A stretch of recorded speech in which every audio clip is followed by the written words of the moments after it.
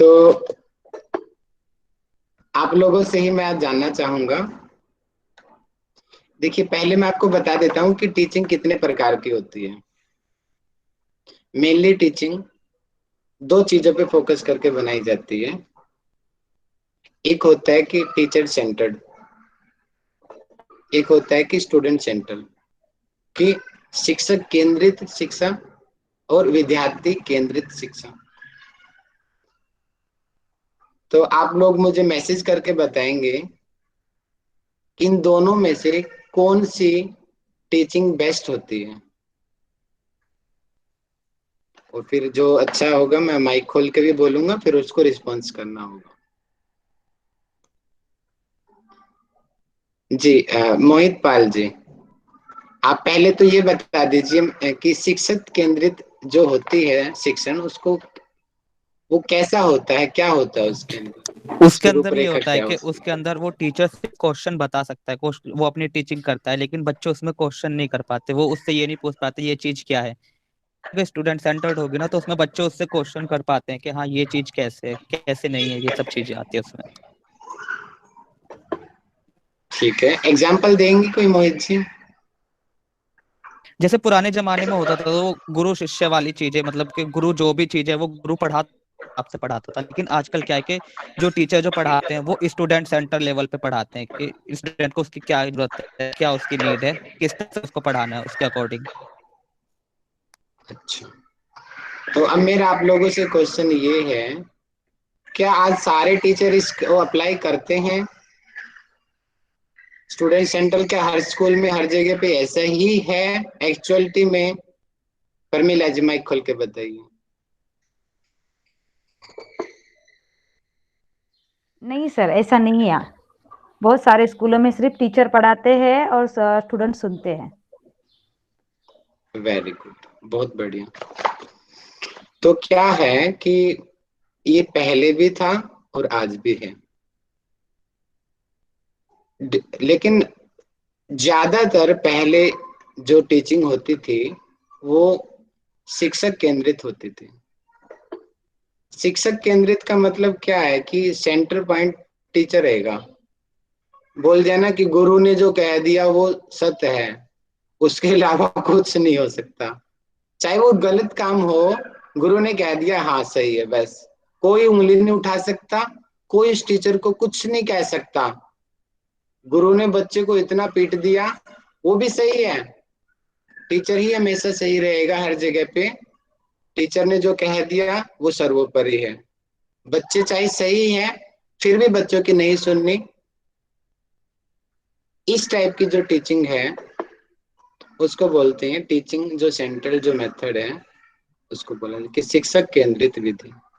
ज्यादातर ये पुराने जमाने में होता था कि जब गुरुकुल की परंपरा में होता था कि गुरु ने जो कह दिया वो करना ही करना है। अब उदाहरण हम ले लेते हैं कि अ, कृष्ण जी वाले उदाहरण ले लेते हैं ना, कि सुदामा और कृष्ण जी को उनके गुरु जी ने वन में लकड़ी लेने के लिए भेजा, थोड़े से चने दे दिए, बारिश का मौसम था। अब शिष्य कुछ नहीं कह सकता, गुरु ने कह दिया जाना है तो जाना है। वो कोई नहीं कह सकता भैया गुरु जी रात हो जाएगी तो मैं क्या करूंगा।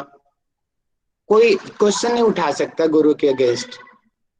तो इस टाइप की जो टीचिंग है उसको शिक्षक केंद्रित कहते हैं।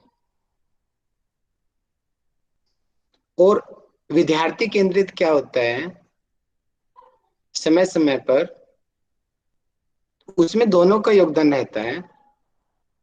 और विद्यार्थी क्यों नहीं पढ़ पा रहे हैं, क्या समर्थता है उनकी, क्या उनके पीछे कोई पारिवारिक समस्या है, या उनको समझ नहीं आ रहा है, इस टाइप की और भी बहुत सारी चीजें जो है वो विद्यार्थी केंद्रित है। मैं एक एग्जांपल देना चाहूंगा। देखिए, ये टॉपिक ऐसा है, ज्यादा लिखना इसमें बहुत जरूरी नहीं होता। आपको अगर कंसेप्ट क्लियर हो गया, अपने आप पूरी किताब ऐसे याद हो जाएगी। एक एग्जांपल देता हूं कि आप एक किसी स्कूल में टीचर हो, और आप अपनी क्लास को डेली पढ़ा रहे हो। आप देख रहे हो कि एक बच्चा है, वो बिल्कुल भी याद नहीं कर पा रहा है। उसको आपने पूरा योग दर्शन पढ़ा दिया उसको, और आपने देखा कि उसको तो कुछ भी नहीं याद हुआ, और एक तरीके से फिर बोलते हैं कि डफर है, तुझे कुछ नहीं आता, तू निकम्मा है। जैसे कि वो एक तारे जमी पर भी मूवी में उस लड़के को बोला गया था, और टीचर्स मानते थे कि इसको कुछ नहीं आता, डफर है ये लड़का। उस टाइप का समझना। और फिर टीचर क्या करेगा, एक्चुअल जो गुड टीचर होगा, जो वहां पे आमिर खान ने किया था उस मूवी के अंदर, गुड टीचर क्या होगा, उसके पीछे का कारण जानेगा कि क्यों वो नहीं कर पा रहा है, क्या रीजन है। कि हो सकता है भैया वो लेट आ रहा है क्लास में, उसका नेटवर्क इशू हो, या चलो ऑफलाइन है, क्या पता उसकी तबीयत खराब हो गई हो, इस वजह से वो लेट हो जाता है। उसके घर में कोई समस्या हो, आर्थिक कोई समस्या हो, उसको बहुत सारे कारण हो सकते हैं। हमने कारण को तो जाना नहीं, डांटना फटकारना पूरी क्लास के बीच में, उसको डांटना, उसको बेइज्जत करना शुरू कर दिया। ये एक्चुअल टीचिंग में नहीं होता ऐसे कभी। और इसके अगेंस्ट जो दूसरी टीचिंग होती है, जो जिसको हम अच्छा टीचर बोलते हैं, उसको ही बोलते हैं, वही है स्टूडेंट सेंट्रल, की विद्यार्थी केंद्रित शिक्षण, जिसमें हम जानते हैं कि एक्चुअल में वो बच्चा क्यों नहीं पढ़ पा रहा है, क्यों उसको समझ नहीं आ रहा है।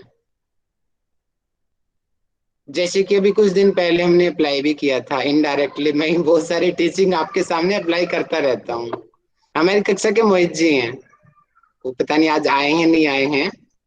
उनको एनाटॉमी नहीं आ रही थी, आपके सामने बोला था ना उसने माइक खोल के, राधिका जी थी, क्लियर बोला था उनको नहीं आता, समझ ही नहीं, पल्ले नहीं पड़ता कि वो कोई साइंस बैकग्राउंड से नहीं है। तो क्या होता है कि टीचर को ये नहीं है कि नहीं नहीं इसको नहीं आ रहा है, मैं किसको देखूं, चलो आगे बढ़ो, हमें तो सिलेबस कवर कराना है। क्या होता है कि टीचर उससे पर्सनल कांटेक्ट करेगा, उस पर्सन से कारण जानेगा कि क्यों नहीं समझ पा रहा है वो। आप लोगों को डर हो रखा है पेपर का भी, एक्चुअल टीचर क्या होगा, उसका कारण जानेगा कि क्यों आपको डर हो रहा है, कि आपको सिलेबस की दिक्कत है, आपको समझ नहीं आ रहा है, आपको नोट्स की समस्या है, बुक की समस्या है। हमने समस्या को तो समझा नहीं, लग गए अपने सिलेबस के पीछे, भागो। जो थ्री इडियट, उसमें थ्री इडियट मूवी में वो कर रहे थे ना, वो प्रिंसिपल जो था, भागो भागो भागो, पढ़ो पढ़ो पढ़ो पढ़ो। और आमिर खान ने एक एग्जाम्पल दिया, बोर्ड पे एक नाम लिखा, बोला बताओ क्या है, ढूंढ के बताओ। सब कुत्तों की तरह लग गए ढूंढने, किसी को नहीं मिला। दिमाग तो लगाया नहीं उन्होंने कि ये क्या भी कुछ और भी हो सकता है। तो मतलब क्या है कि हर जगह जहां हमें कुछ नया सीखने को मिले, वास्तव में जहां डेवलपमेंट हो, उसको शिक्षा कहते हैं। आप लोग में से बहुत ज्यादा 80-90% में बोलूं, आप लोगों को मेरे से कई गुना ज्ञान है। मुझे आपके मुकाबले सच में कुछ नहीं आता, बहुत सारे लोगों के मुकाबले इतने इंटेलिजेंट हमारी क्लास में है मौजूद। तो क्या होता है कि बस हमें उस बात को कैसे रिप्रेजेंट करना है, बस हमें वो टेक्निक आनी चाहिए, और कैसे हमें उनको सिखाना है। जो चीज हम पढ़ा रहे हैं वो पूरा मटेरियल हो, टीचर की पर्सनैलिटी, टीचर की क्वालिटी। क्योंकि क्या होता है कि एक होता है शिक्षक। मैं आपसे क्वेश्चन पूछता हूँ, आप ध्यान से सुनना, फिर मुझे आंसर करेंगे। अब पहले मैसेज करेंगे, जिसको मैं बोलूंगा फिर वो माइक खोल के बताएगा। शिक्षक, आचार्य, गुरु, तीन लोग होते हैं, शिक्षक, आचार्य, गुरु। इनकी कोई डेफिनेशन बता सकता है मुझे, तीनों की, कि कौन शिक्षक है, कौन आचार्य है, और कौन गुरु है? मैसेज करें। जी लक्ष्मी जी बताइए। सर नमस्ते। सर शिक्षक तो वो होते हैं जिनसे हमें शिक्षा मिलती है। और शिक्षक हमारे चारों तरफ, हमारे जन्म से लेके अंत तक कोई भी हो सकता है, चाहे वो आपका बच्चा हो या पति हो या पड़ोसी हो या काम वाली हो, कोई भी आपको कोई भी शिक्षा, कुछ ना कुछ शिक्षा के रूप में आप हमेशा किसी से ग्रहण करते रहते हैं। आचार्य वो होते हैं जो शिक्षा प्लस जो आचरण सिखाते हैं, जो हम दुनिया से जो हम व्यवहार करते हैं। कहते हैं आचार्य वही जिसका आचरण सही। तो पहले यहाँ पे शिक्षक एक लेवल अप होता है, जहां वो डायलॉग बाजी जो हम कहते हैं ना, कि हम कह रहे हैं लेक्चर दे रहे हैं, लेक्चर ही एक्चुअल मीनिंग है कि जो हम लेक्चर दे रहे हैं, कि हम बता रहे हैं कि हमें सुबह 4 बजे उठना चाहिए, सठकर्म करना चाहिए, ये वो। तो पहले वो अपने आप में इम्प्लीमेंट करते हैं, और उनको देख के आचरण से फिर जो बच्चे सीखते हैं वो।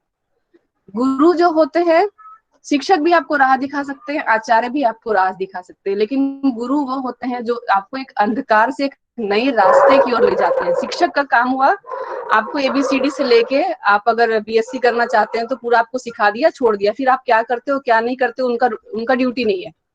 आचार्य से आप समय समय पे डंडा खा के जब तक आप उनके टच में रहेंगे, वो आपको आचरण सिखा सकते हैं कि आप गलत जा रहे हो या सही जा रहे हो। यहाँ पे गुरु क्या जाता है, गुरु का जब आ जाता है तो ये आचार्य और शिक्षक से सर्वोपरि हो जाते हैं। वो चाहे अस्तित्व में है या ना है, अगर मतलब वो फिजिकल फॉर्म में प्रेजेंट है या नहीं है, आपने अगर उनसे कुछ दक्षिणा ले ली तो आपको उनके बताए हुए पाथ पे चल सकते हैं। जैसे आप आर्य समाज को मानते हैं, मैं मानती हूँ, तो हम अपना गुरु स्वामी दयानंद सरस्वती को हमने मान लिया कि हमारे गुरु हैं। तो उन्होंने जो हमें राह दिखाई, जो पद प्रदर्शक हमारे बने, हम उनके ही राह को अनुसरण करते हुए और सही गलत को करते हुए, मतलब एक आपके अंधकार, गुरु का मतलब ही होता है अंधकार से आपको जो उजाले की ओर ले चले। तो वो सबसे बड़े गाइडेंस होते हैं। आप हर किसी को गुरु नहीं बना सकते। तो मैं भी कोशिश करती हूँ कि मैं हर टीचर को सीखूं तो सबसे, लेकिन मैं गुरु का दर्जा हर किसी को नहीं दे सकती। मैं भी नहीं लेती, खुद रह नहीं लेती। मैं कोई मुझे बोल दे तो मैं बोलती हूँ, कोई प्रभु भी मुझे बोलता है तो मैंने कहा कि मत बोलो, मैं जानती हूँ सबके अंदर है, लेकिन जब तक मैं आप में प्रभु ना देख लूं मैं भी नहीं बोलूंगी। तो बस मैं तो समझती हूँ ये डिफरेंस होता है तीनों में। बहुत बढ़िया, बहुत बढ़िया। जो मैं बातें सुनना चाह रहा था आपने ऑलमोस्ट सारी बता दी। बहुत बढ़िया आपकी, थैंक क्या यू सर। बहुत बढ़िया। देखिए इतना अच्छा इन्होंने एक्सप्लेन कर दिया। अब मैं ज्यादा तो नहीं, थोड़ा सा और बता देता हूँ कि मैं एग्जांपल दे देता हूँ। डेफिनेशन तो इन्होंने बता दिया, मैं एग्जांपल दे देता हूँ। हमारे स्कूल के, हमने टीचर ने कुछ बताया, हमने पढ़ा, छुट्टी, कोई मतलब नहीं। बाद में पेपर हुआ, पेपर खत्म, एग्जाम खत्म, क्लास चेंज, कोई मतलब नहीं। शिक्षक अपने जगह पे, विद्यार्थी अपने जगह पे। वो सामान्य शिक्षक का उदाहरण है। गुरु और आचार्य इसके बाद, कि जो एक तो होता है कि बहुत ज्यादा कहना, एक होता है कि बिना कहे ही सिखा देना। बिना कहे सिखा देना, सिर्फ उसके व्यवहार से, आचरण से सीख जाना। जैसे कि बहुत सारे लोग रामदेव जी से उनका टाइम टेबल जानना चाहते हैं, कि या कई बार हम अपने गुरुओं का जानना चाहते हैं कि सर आप कितने बजे उठते हो, आप कैसे पढ़ाई करते थे पहले, और अभी आप क्या कर रहे हो। बहुत हाई फाई बातें बताना एक होता है, कि बहुत बड़ा लेक्चर दे देना बहुत अच्छी अच्छी बातों का, एक खुद उसको आचरण में डाल करके बिना बताए ही उस बात को सिद्ध कर देना। एक है कि हम बता रहे हैं कि बच्चों निष्काम कर्मयोगी होना चाहिए, फ्री में क्लासेस बांटो, ज्ञान दो लोगों को। वो है सामान्य शिक्षक। एक उस शिक्षक ने उसको अप्लाई कर दिया अपनी जिंदगी में, और अब उसको कहने की जरूरत नहीं है। उसके विद्यार्थी अपने आप ही सेवा में लग गए। क्लास में भी बहुत सारे लोग हैं जिनको हमें कहने की जरूरत नहीं पड़ी, वो अपने आप ही बोलते हैं कि सर हमने अब इतना आपसे सीख लिया, आपके आचरण से, आपके व्यवहार से, हमने फ्री सिखाना शुरू कर दिया। बहुत सारे लोग हैं आप में से ऐसे लोग, यानी कि जिसमें कहने की आवश्यकता ना पड़े, सिर्फ उसके व्यवहार से चीजें सीख लेना, उसको हम आचार्य का दर्जा देते हैं। और भी उदाहरण बहुत हो सकते हैं। गुरु, गु प्लस रु, गु का अर्थ गंदगी, अंधकार, और रू का अर्थ है सफाई यानी प्रकाश, जो हमें गंदगी से सफाई की तरफ ले जाए, जो हमें अंधकार से प्रकाश की तरफ ले जाए, वो व्यक्ति विशेष,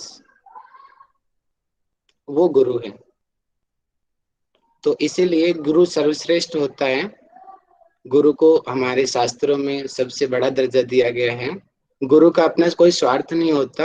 और वास्तव में क्या होता है ना, गुरु एक्चुअल जो शिक्षक ही लगा लो, क्योंकि हमारे शिक्षक बेस्ड हमारी बुक है, ये इतना एडवांस की लेवल नहीं।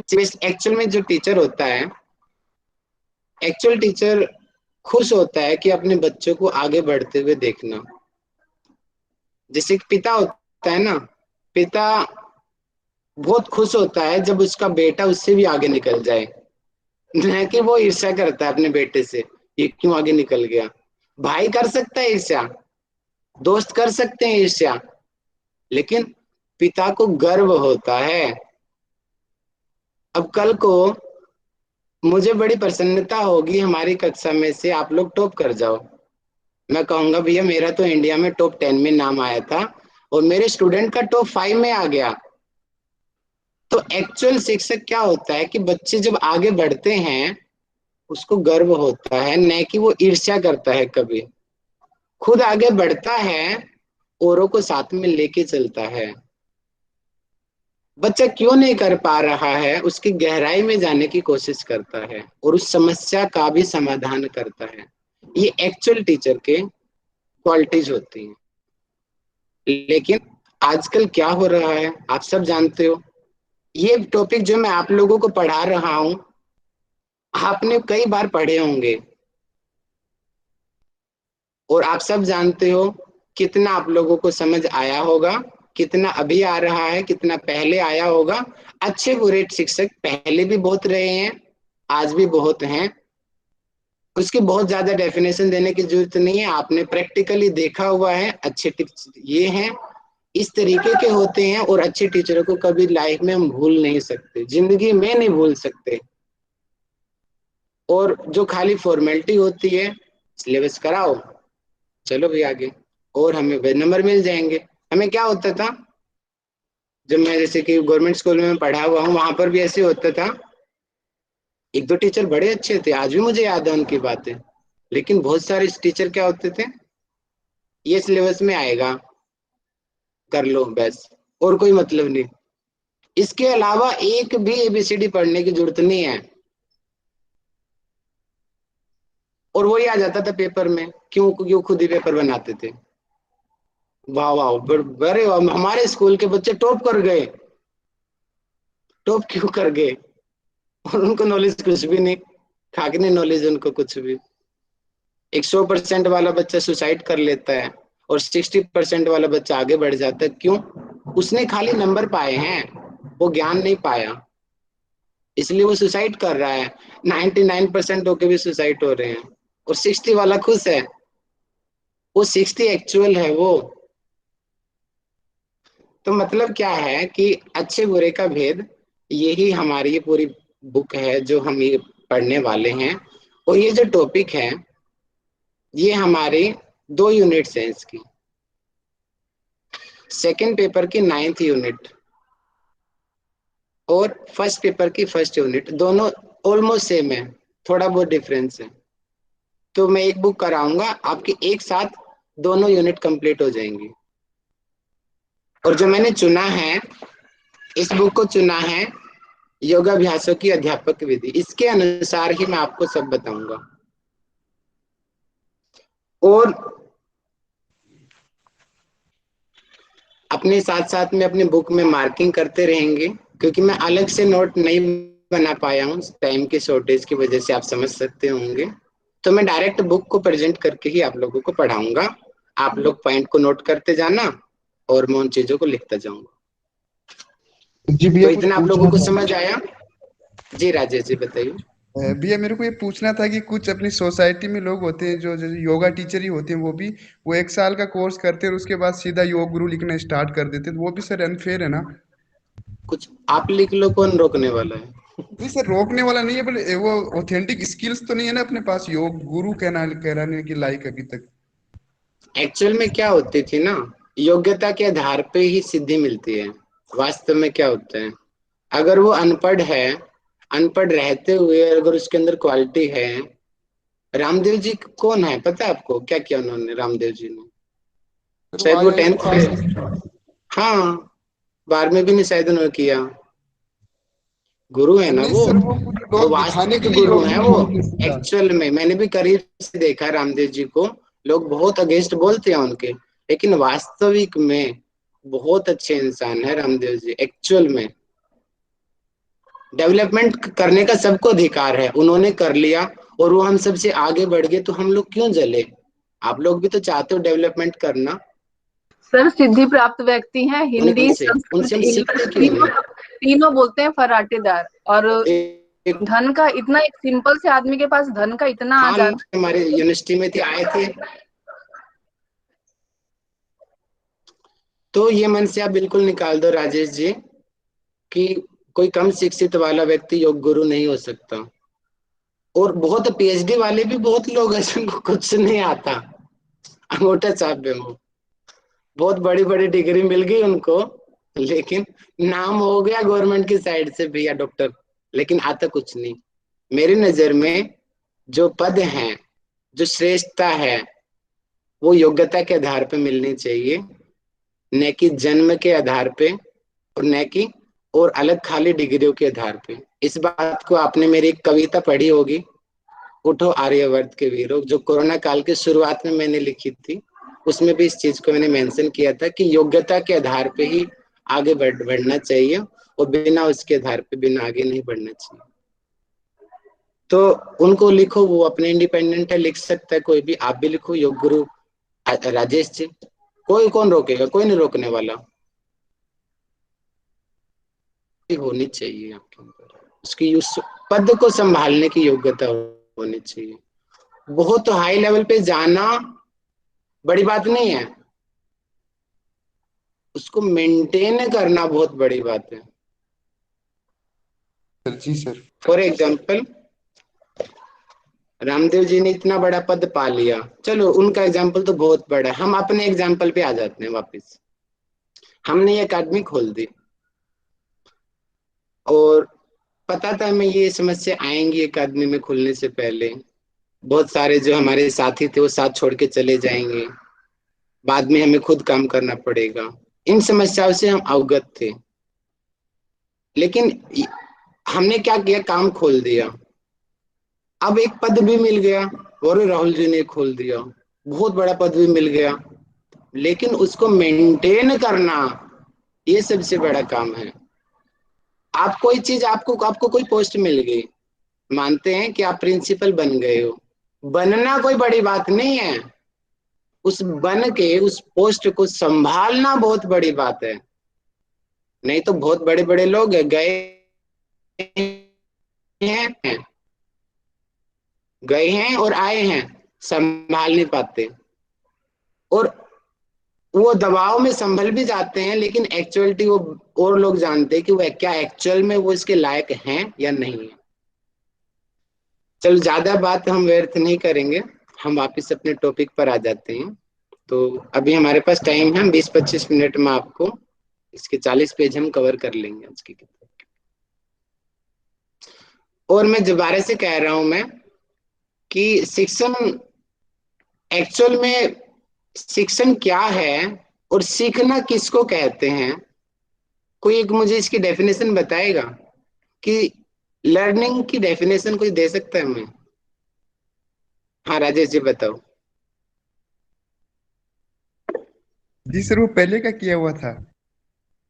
अच्छा अच्छा, जी स्वाति जी बताइए, लर्निंग किसको कहते हैं एक्चुअल में? क्या हमें फुल नंबर आ गए यही लर्निंग है? एक्वायरिंग शिक्षा वो है नॉलेज। जो जीवन पर्यंत चलती रहती है। प्रज्ञेश जी आराम से बोलिए दोबारा से स्पष्ट तरीके से। भैया शिक्षा शिक्षा वो है जो हमारी जीवन पर्यंत चलती रहती है। ठीक है। मैंने पूछा है कि लर्निंग क्या है, कोई वो तो एजुकेशन ज्ञान, बता दिया आपने, एजुकेशन दे दिया आपने, एक्वायर एजुकेशन की नॉलेज डेफिनेशन। कंटिन्यूसली। कोई ज्ञान अवगत करना, ये लर्निंग है। नो, बात अभी तो को कुछ पहले नया जानने या सीखना, सीखने की नया सीखते प्रक्रिया। रहना लर्निंग है। कुछ कुछ रोशनी जी ने बोला है सही, और अच्छा हो सकती है, डेफिनेशन बताइए। सर सर मैं पिंटू का बोल जी, रहा। सर हमारे सीखने से हमारे व्यवहार में परिवर्तन लाना ही सीखना ये है। है एक्चुअल डेफिनेशन जो पिंटू जी ने बताई है। एक्चुअल व्यवहार में परिवर्तन आना, ये है शिक्षण। 100/100 लेना, फुल परसेंट आना शिक्षण नहीं है। क्या आपकी लाइफ में परिवर्तन आया? हमने पाइलोरिक बॉल पढ़ा, हमने इसोफेगिस पढ़ा, स्टमक पढ़ा, एक है खाली पढ़ा, एक है अब आप लोग कॉन्फिडेंट हो। जैसे कि कल मुझे भावना जी बता रही थी, मुझे आज से पहले कुंजल की प्रक्रिया नहीं पती थी कि क्या कुंजल में होता है, क्या एनीमा का क्या एक्चुअल रीजन है, क्या पाइल्स का रीजन है। एक तो खाली पढ़ लिया, पेपर में है इसलिए पढ़ रहे हैं हम। एक अब उन्होंने बोला कि अब मैं कॉन्फिडेंटली अपने स्टूडेंट्स को बोलूंगी कि इस वॉल पे इफेक्ट पड़ता है, इन मसल्स पे इफेक्ट पड़ता है, कि उसके व्यवहार में परिवर्तन आ गया। जो चीज हमने पढ़ी अब उसको हमने जीवन में अप्लाई कर दिया, जिसको हम अप्लाइड रिसर्च के नाम से भी जानते हैं। पढ़ा और उसको जीवन में लगा देना, उसके व्यवहार में परिवर्तन आ गया। अगर किसी शिक्षक के कुछ वाक्य सुनने से आपके जीवन में परिवर्तन आ रहा है तो वो वास्तविक शिक्षण है। अगर आपकी लाइफ में कुछ चेंज नहीं आ रहा कि हम तो पहले भी ऐसे थे, ऐसे ही अब हैं और ऐसे ही रहेंगे, ये वाली स्थिति है, उसको कभी शिक्षण नहीं कहा जा सकता। वास्तविक behavioural change is that actual learning. आगे बढ़ते हैं। मेरी स्क्रीन विजिबल होगी आप सभी को? जी सर, विजिबल। ये हमारे 9th यूनिट है, आप इसको देख लेंगे सिलेबस में। इसमें ये हम कर रहे हैं अभी। और इस बार मेरे क्वेश्चन तो मैं निकाल नहीं पाया हूँ, कल मैं आपको प्रेजेंट कर दूंगा। खाली इस बुक से आपको भी याद होगा जिन्होंने क्वेश्चन पेपर पढ़ा होगा, खाली इस बुक के नाम से इस बार शायद 3 राहुल क्वेश्चन जी, आए थे। जी मैंने निकाली है 2 क्वेश्चन, आपको व्हाट्सएप किया, एक बार देख लो। ठीक है जी, मैं आपको दिखा देता हूँ।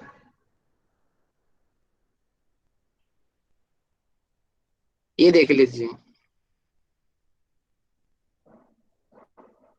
थोड़ा धुंधला हो रहा है, आप थोड़ा सा देखने की कोशिश कीजिए, मैं पढ़ के सुना देता हूँ। देखो क्वेश्चन नंबर 34 इस बार का पेपर में आया था कि योगाभ्यासों की अध्यापन विधि के अनुसार।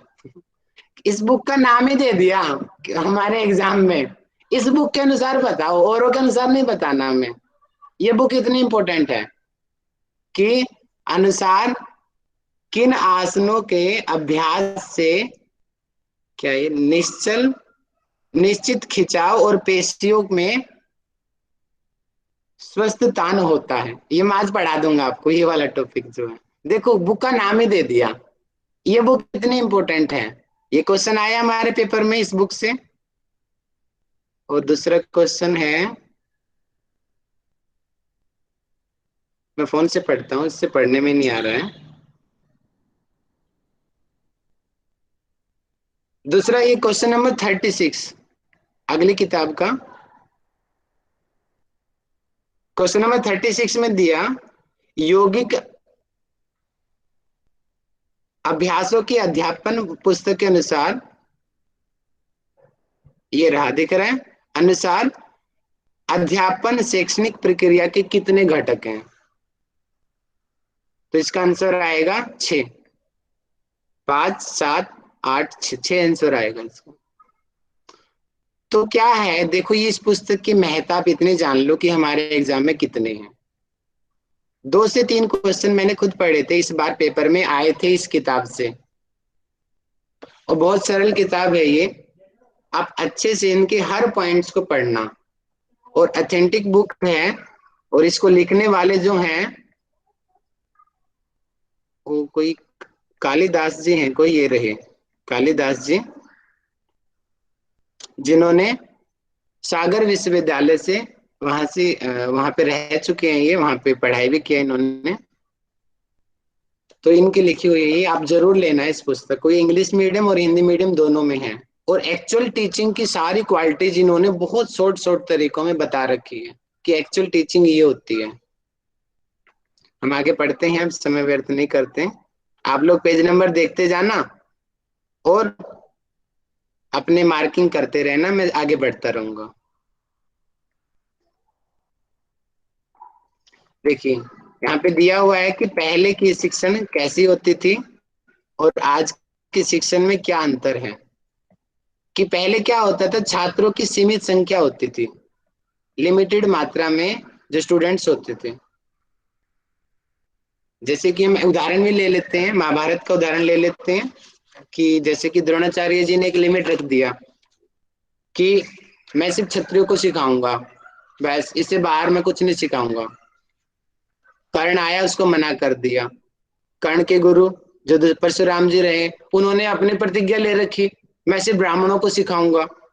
इतने कितने उदाहरण हैं हमारे इतिहास कि पहले की शिक्षा कैसी होती थी, सीमित होते थे लोग। लेकिन आज देख लो, हमारी यूनिवर्सिटीज में भरे पड़े हैं, एडमिशन सीट्स खत्म हो जाती है, लेकिन बच्चे खत्म नहीं होते। आज इतने बच्चे हो चुके हैं, आज अनलिमिटेड है। और सबसे अच्छा पॉइंट है ये आज के विज्ञान का। हम बोलते हैं ना कि प्राचीन शिक्षा पद्धति बहुत, लेकिन आधुनिक में सबसे पॉजिटिव पॉइंट है, आज हर कोई शिक्षा प्राप्त कर सकता है। हमारी सरकार ने इतना हमें सहयोग दे रखा है, हर कोई जाओ स्कूल में पढ़ो, बिल्कुल फ्री पढ़ो। पहले समय का बंधन नहीं था, पढ़ते जाओ, जब तक बच्चा सीख ना जाए गुरुकुल में ही रहता था वो, चाहे वो 10 वर्ष हो, 5 वर्ष हो या 20 वर्ष हो, वहीं पे जब तक गुरु पूरी तरीके से संतुष्ट नहीं होता वो नहीं बढ़ाता आगे। लेकिन आज लिमिट है, 3 साल में पीएचडी हो जाएगी, ज्यादा 4 में हो जाएगी, 5 में, इससे ज्यादा नहीं हो सकती। एमए 2 साल में हो जाएगी, बीए 3 साल में हो जाएगी। आज बंधन है एजुकेशन में, हमें डिग्री मिल जाएगी 2 साल के अंदर।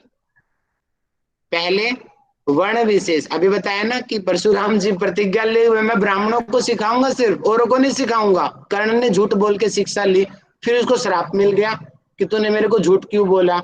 भैया शिक्षा ही तो ली है, इसमें झूठ का क्या हो गया। और यहाँ पे आज कोई वर्ण भेद नहीं है, मुस्लिम भी वहीं पढ़ता है, हिंदू भी वहीं पढ़ता है, हर कोई वहीं पढ़ता है। हाँ, ये बहुत क्वालिटी थी कि पहले विचार बहुत शुद्ध होते थे, और इसी आधार पे पहले की जो शिक्षा पद्धति को सर्वश्रेष्ठ बोला जाता था,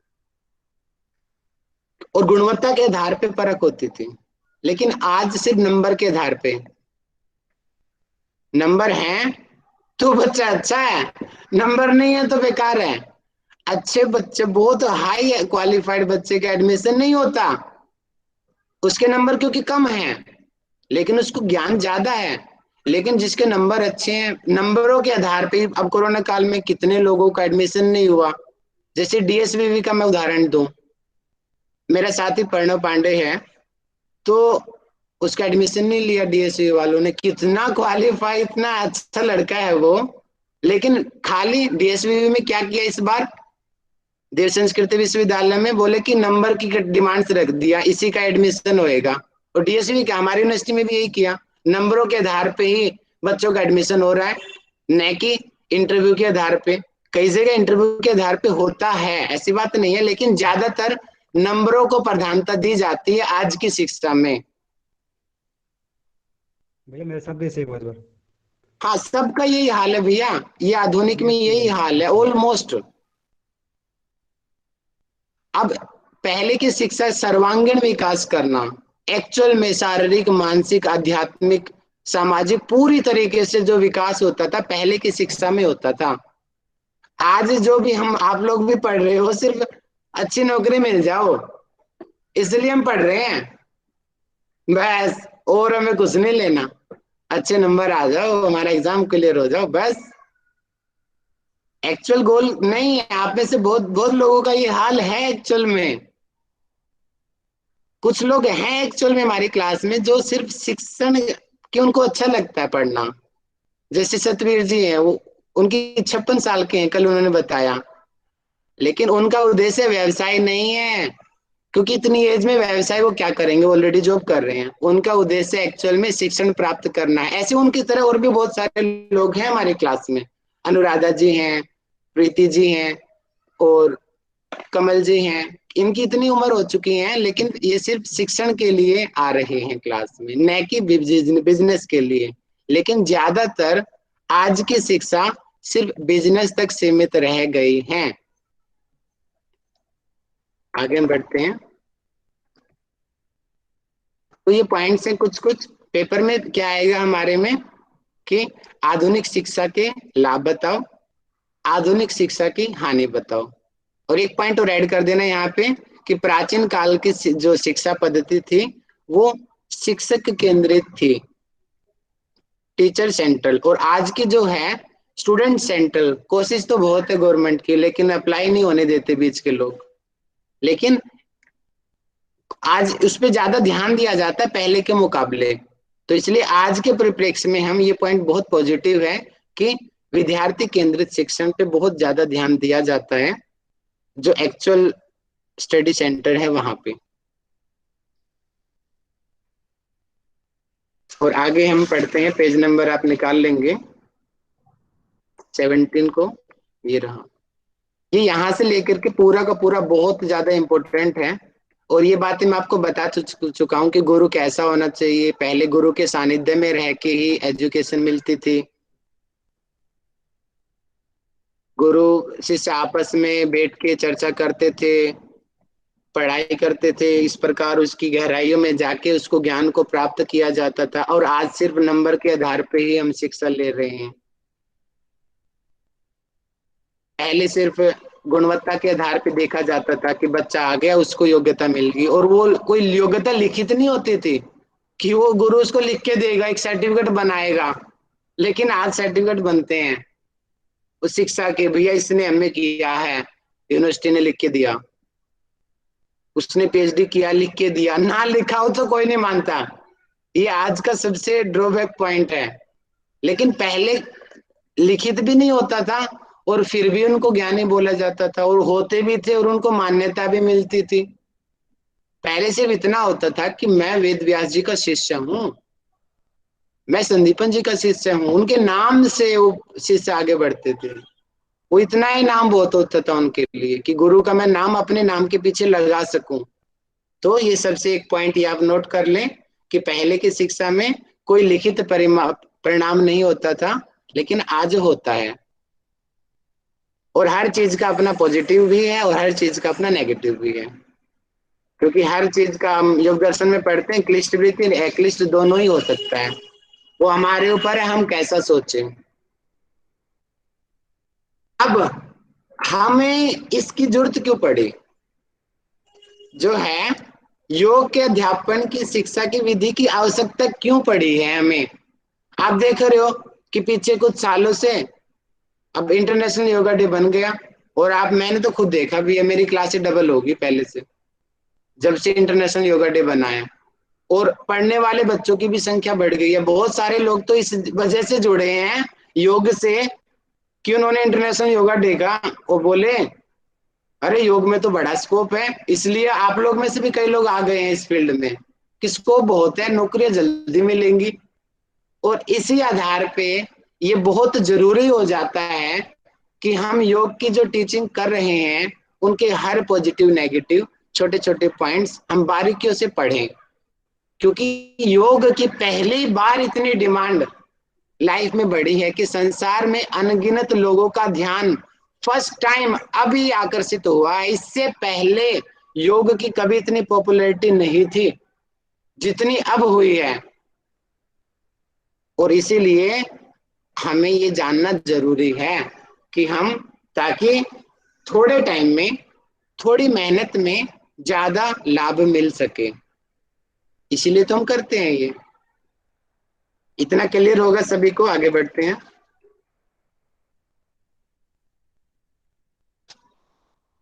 हाँ, अब योग के प्रति गलत धारणाएं हैं, हर जगह होती हैं। कुछ लोग क्या सोचते थे, जैसे मैं जब 12th क्लास में मैंने एक्सरसाइज शुरू किया, मेरे क्लासमेट क्या बोलते थे, आ गया रामदेव का चेला।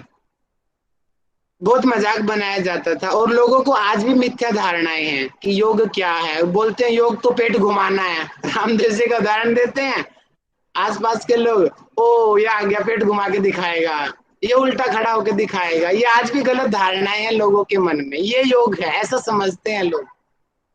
देखो यहाँ पे दिया भी है कि राहुल जी, मेरा कुछ नेक्स्ट लोगों आर्टिकल का यही है।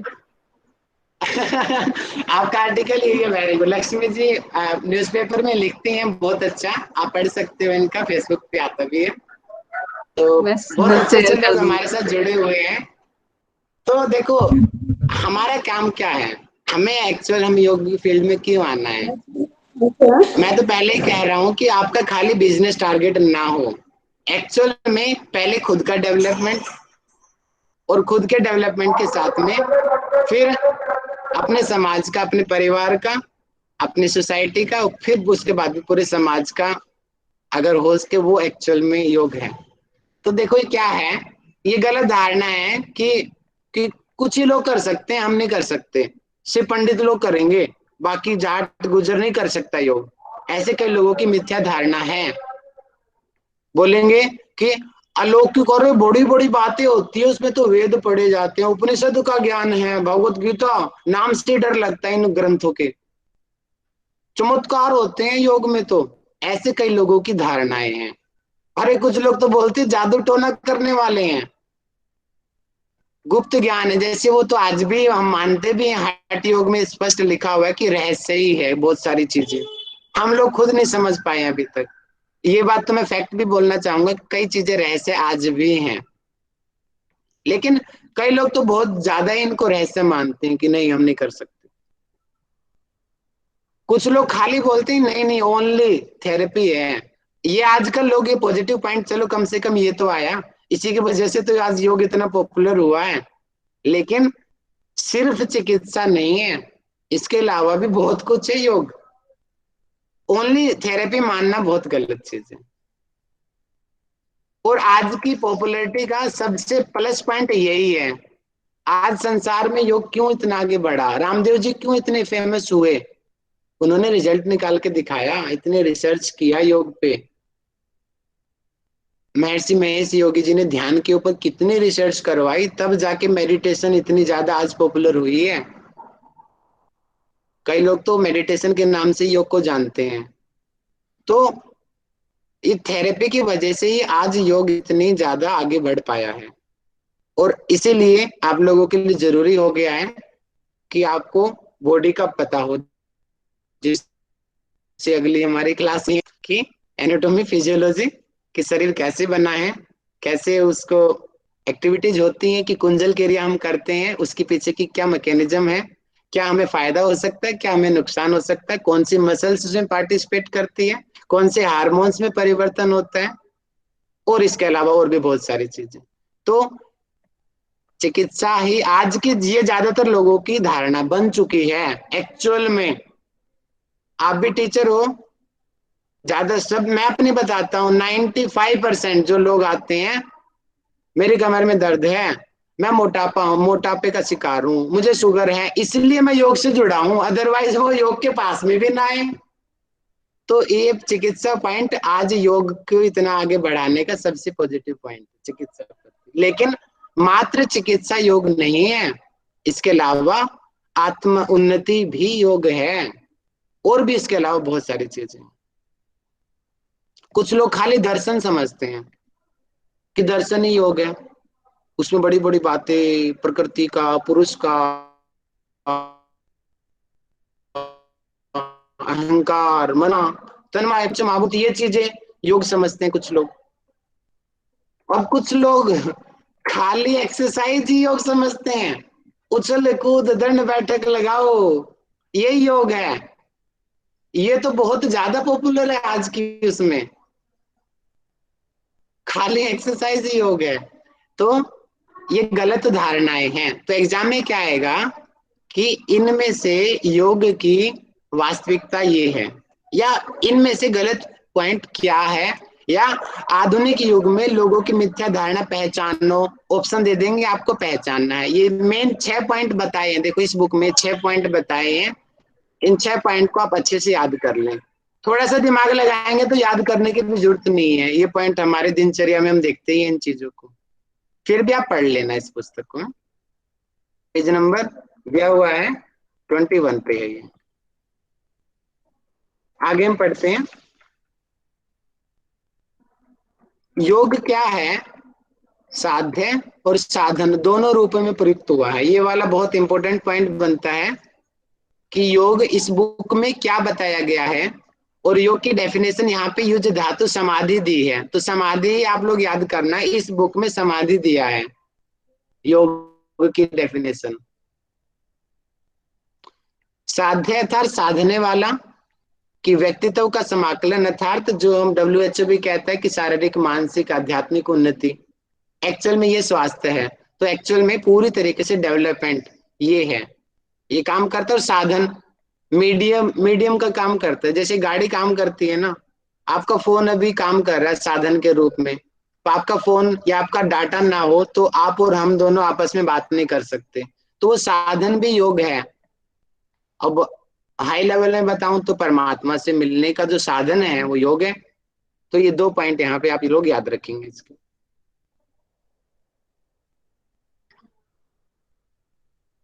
एक ही योगों का इसका वर्गीकरण हम पढ़ लेते हैं। ये वाला बहुत बहुत इंपॉर्टेंट पॉइंट है। वर्गीकृत यौगिक अभ्यासों को वर्गीकृत किया गया। एक इस बुक की खासियत है, ज्यादातर 6 चीजें हैं। देखो इसमें भी 1 2 3 4 5 6 पॉइंट में बांटा गया। इस बुक में जो जितनी ज्यादातर मैंने देखा 6 ही चीजें आती हैं। और ये इस बार क्वेश्चन आया था, अभी मैंने दिखाया था ना आपको प्रेजेंट करके, उसमें पूछा कि प्रभावित करने वाले घटक की संख्या कितनी है। इस बार का क्वेश्चन था, ऑप्शन दिया हुआ था 3 4 5 6 और 6 उत्तर था। तो इस पॉइंट की बुक की खासियत है 6 आंसर ज्यादा आएगा। इस राइटर ने 6 को ज्यादा मान्यता दी है। आसन ये एक अंग है इसका, प्राणायाम, बंध क्रिया यानी कि षटकर्म को हम लेते हैं, शोधन क्रियाओं के नाम से षटकर्म बोलते हैं, वास्तविक अर्थ उसका शोधन क्रियाएं है नाम उसका। ध्यान और अभिवृत्ति प्रशिक्षण अभ्यास, मतलब कि उसको और कोई एक्टिविटी, खाली यही नहीं, कुछ और फनी टाइप में भी करके आप उस चीज को करा सकते हो। यानी कि 6 भाग इसमें बांटे हैं कि योग को कितने भागों में बांटा गया है, 6 भागों में बांटा है उसके अंगों को। आसन प्राणायाम बंध क्रिया ध्यान आसन अभिवृत्ति प्रशिक्षण अभ्यास। अब हम जानते हैं आसन क्या होता है, एक एक पॉइंट को हम पढ़ते हैं। तो मैं थोड़ा ये पॉइंट कवर कर देता हूँ 1 2, फिर हम आज की क्लास संपन्न करेंगे। अगली कक्षा में रही है तो कोई दिक्कत नहीं है। आसन, आसन को यहाँ पे आप ये पॉइंट नोट करेंगे, आसन के सिद्धांत। ये क्वेश्चन आप बन सकता है, इस बुक में आसन के कितने सिद्धांत दिए हैं, आधारभूत सिद्धांत, और वास्तविकता में होता भी यही है। स्थिरता और सुख, महर्षि पतंजलि भी तो ये तो कहते हैं, स्थिर सुखम आसन, स्थिरता पूर्वक किसी शरीर की वो अवस्था जिसमें स्थिरता हो और सुख का अनुभव हो, वो आसन है। तो इसमें क्या कितने आधारभूत सिद्धांत दिए आसन के? 2। इनके आप नोट्स बना लेना, जो पॉइंट्स में अंडरलाइन कर रहा हूं, बाकी आप अपने आप से पढ़ लेना। ये क्वेश्चन इस बार पेपर में आया था, याद आया? अभी मैंने प्रेजेंट किया था। उद्देश्य पेशीय तंत्रिका तान आवेगो, यानी कि न्यूरोमस्कुलर टोनिक मसल्स इंपल्सिस। इस बार क्वेश्चन ये था कि कौन से आसन का प्रभाव हमारी मांसपेशियों में तानता लेके आता है, ये क्वेश्चन था। तो आगे हम पढ़ते हैं, उसका आंसर आपको अभी मिल जाएगा। अब आसनों को कितने भागों में बांटा गया? तो 3 भागों में बांटा। सामान्यतः लोग और भी कई भागों में बांटते हैं, लेकिन इस पुस्तक में 3 है तो हम 3 ही याद करेंगे, ये ध्यान रख लेना। देखो ध्यानात्मक संवर्धनात्मक और शिथिलात्मक। इसके अलावा जो प्रचलित है जैसे कि संतुलनात्मक भी आजकल बड़ा प्रचलित है, वो मानते भी होता भी संतुलनात्मक। और भी कई एक दो पॉइंट और हैं, लेकिन उनको आप मत याद करना। इस बुक में 3 दिए हैं तो हमें 3 ही पता है, इसके अलावा हमें नहीं पता, क्योंकि इस बुक से ही क्वेश्चन आएगा।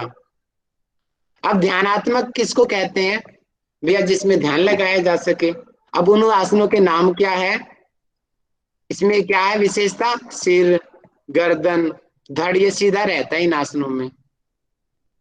और इसके आसनों के नाम आप लोग भी बताओ जल्दी, माइक खोल के। ध्यानात्मक आसन कौन से हैं?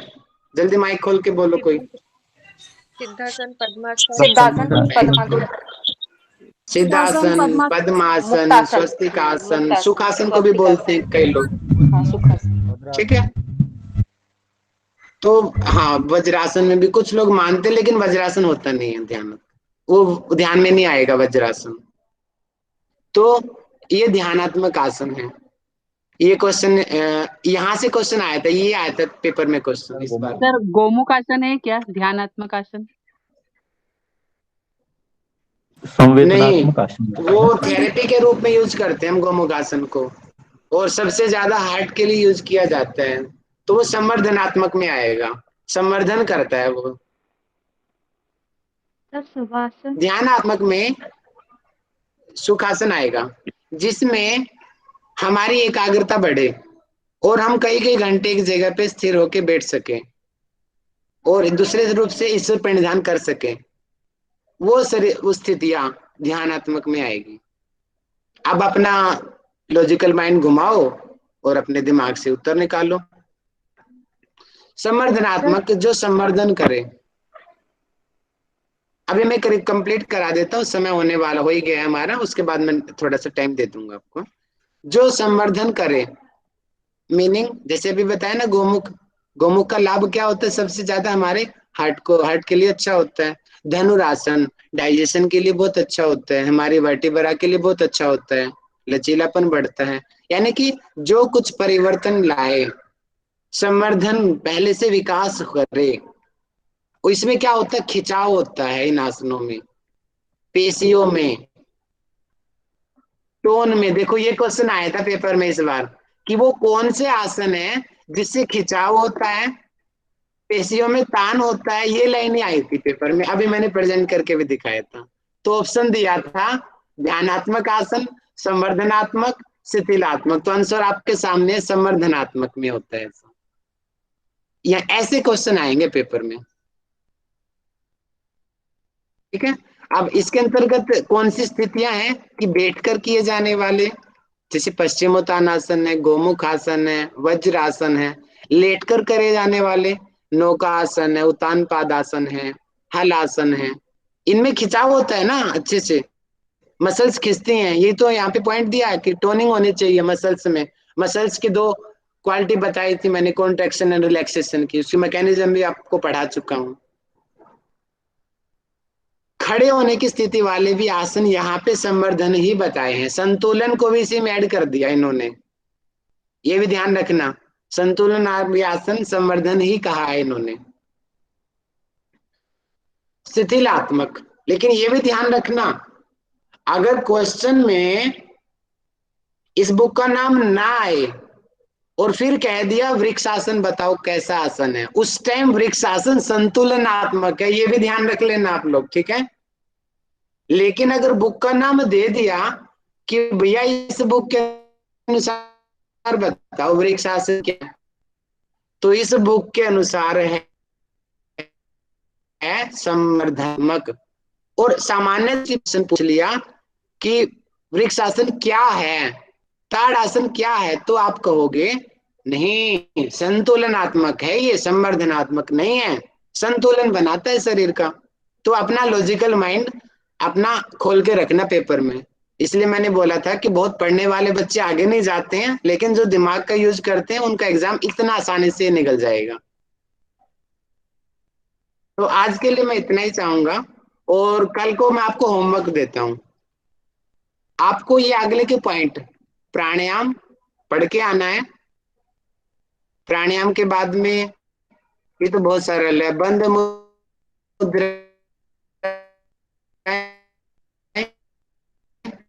ये आवाज कट रही है। पढ़ा आवाज कट रही है। सर आवाज कट रही है, प्लीज। आवाज कट रही है भैया। सर आवाज कट रही है, समझ में नहीं आ रहा है कुछ।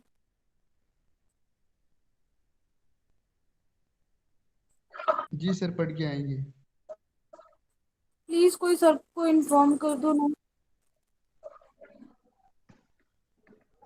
ये आवाज आ रही है आपकी?